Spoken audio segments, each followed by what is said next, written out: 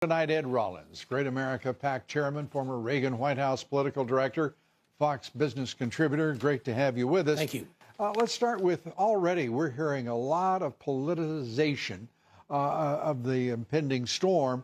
The Democrats questioning closely FEMA and making it clear they're going to be weighing in critically and as harshly as they possibly can in its aftermath. Well, first of all, the president's doing everything, getting prepared for this. These are disasters that you can't control, and the idea that now someone's out there saying it's all his fault because his position's on weather control and what have you.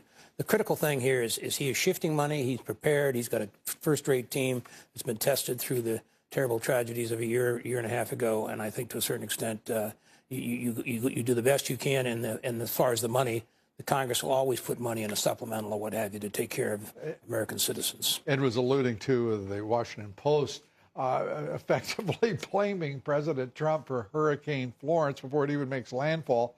The editorial board saying this, and we can put this up for the audience, please. The Washington Post editorial board saying that if we've got that full screen, please. We'll just, there we go.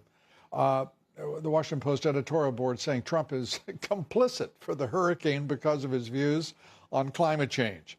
Now, this is just about as idiotic as anything I've seen in the Washington Post in the last week or so anyway. Another hurricane about to batter our coast. Trump is complicit. He gets no credit for the stuff that he's affected, which is the strongest economy we've seen certainly in my lifetime. But I mean, have you ever seen the Washington Post get this idiotic? No, but I read it every day. You're talking about blinded by their... I've been reading it just simply because I need to read it, but it's getting more idiotic and more drooling from the mouth to try and get Trump every single day, and this reaches a new level. Well, you know, I think the president probably gets some entertainment relief from watching this kind of nonsense in the Washington Post. I know he had to be thrilled when Jamie Dimon, do we have the soundbite of Jamie Dimon carrying on? It's just, let's go to that full screen if we may. And this is Jamie Dimon, the chairman of J.P. Morgan Chase. Here we go. I should not have said it. He was saying he could beat Trump. Oh, man. It proves I wouldn't make a good politician. I get frustrated because I want all sides to come together to help solve big problems.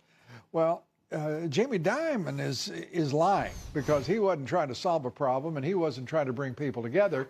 His ego got way ahead of his mouth, and the rest of him, some of it led the rest of the way. It's certainly not the first time. What's happened is because Donald Trump got elected, who was a man who also had been a successful businessman, every one of these guys think, well, if he can do it, I can do it.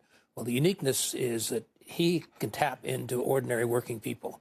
Jamie Dimon, on his best day, couldn't tap into a working person and know what's going on in their life. Well, there's another thing. He said he's smarter than Trump. Well, Jamie Dimon is a very bright fella, but he isn't that bright.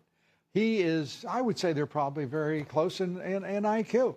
And Jamie, as I recall, was a Baker Scholar at Harvard Business School. I feel like President Trump could have been whatever he wanted to. He had a little more fun than Jamie Dimon did throughout his life. Well, the bottom line is it's not going to happen. Well, I'm not worried about it happening. I'm laughing about the fact you got another establishment jerk.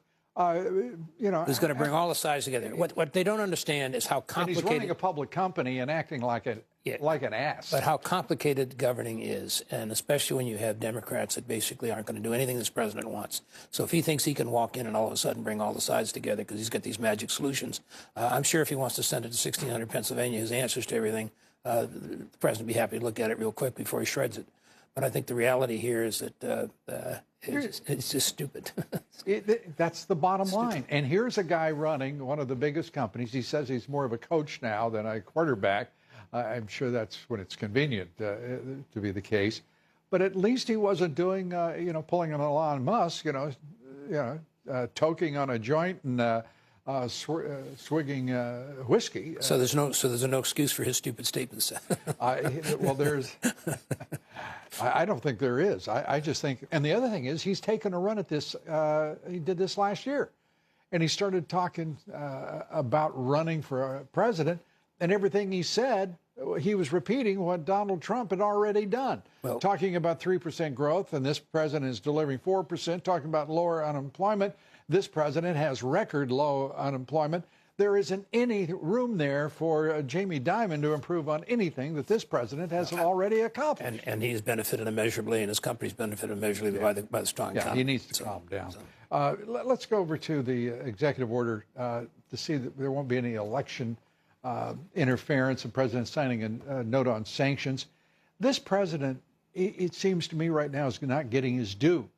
He's dealing with all of the international foreign policy issues. He's dealing with everything and highly effectively.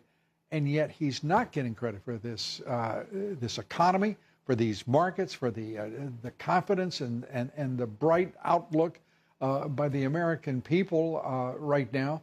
What's he got to do to turn that around? He has to basically go out on this campaign trail and just do nothing but talk about this booming economy and what it means to ordinary Americans. Don't get distracted by everything else that's happening. How about getting his people out there talking? Absolutely. We have the worst week in Washington next week, the UN week, so we're going to get distracted with all that kind of stuff. But the reality on this campaign trail... I'm sorry, what week? United Nations week. It's my most unfavored week in all of Washington, D.C. Not being a diplomat, but the town gets shut down. Can't we have a vote on where they hold that? Maybe they could have that out in Bermuda. I've always thought Governor's Island was a good place without votes to take them out there. But the reality is this president has done an extraordinary thing on this economy. Most Americans across this country have benefited immeasurably, and that's what he has to talk about. And this is like...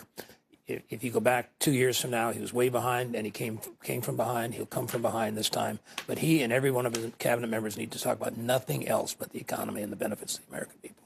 Absolutely. Good to see you. Thank you. Thank you. Ed Rollins. Up next, new numbers.